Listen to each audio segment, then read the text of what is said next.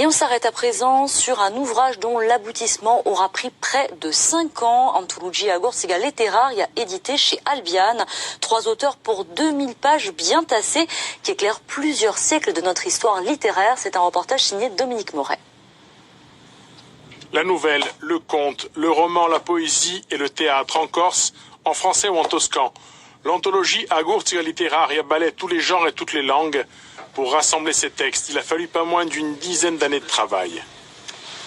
On a la chance d'avoir une littérature qui est multilingue, où, par exemple, au début du 19e siècle, la langue reine, c'est l'italien. Et aujourd'hui, il nous paraissait dommage de se séparer de cette richesse culturelle qui incarne les textes soit écrits en corse, soit écrits en français. La dernière anthologie à avoir exploré un champ aussi vaste est celle de Hyacinthe Yves Croce. C'était en 1929 dans le sillage du journal Amouvre.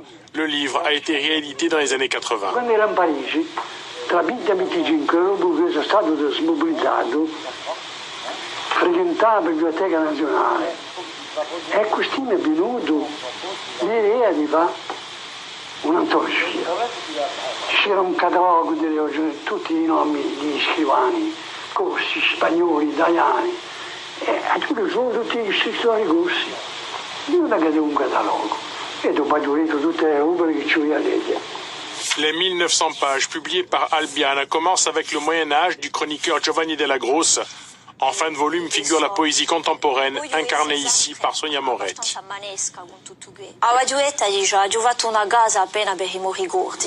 Une maison pour ses propres souvenirs. Cette définition de la poésie pourrait correspondre à l'esprit d'une anthologie. Si l'inspiration demeure un fait individuel, les écrits des auteurs insulaires comme ici Peppu Vlori ont souvent célébré une Corse paysanne sacralisée. Et grâce à vous, un peu de cette tradition quand même nous parvient.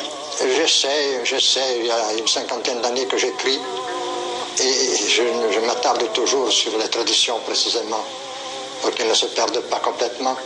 Les temps changent, la littérature aussi. Les textes contemporains reflètent les préoccupations du quotidien, parfois jusqu'au désenchantement.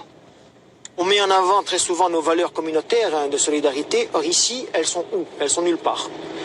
Et je crois que finalement, qui a raison, le discours sur l'identité ou le paysage? Je crois que c'est le paysage qui dit la vérité.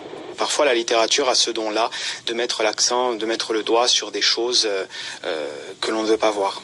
Ces choses que l'on ne veut pas voir, mais aussi celles qui ont été embellies par la créativité, Julien Mattei, Petro Zantumenozzi et Ange Toussaint Pietri les ont côtoyées à travers les écrits de 130 auteurs.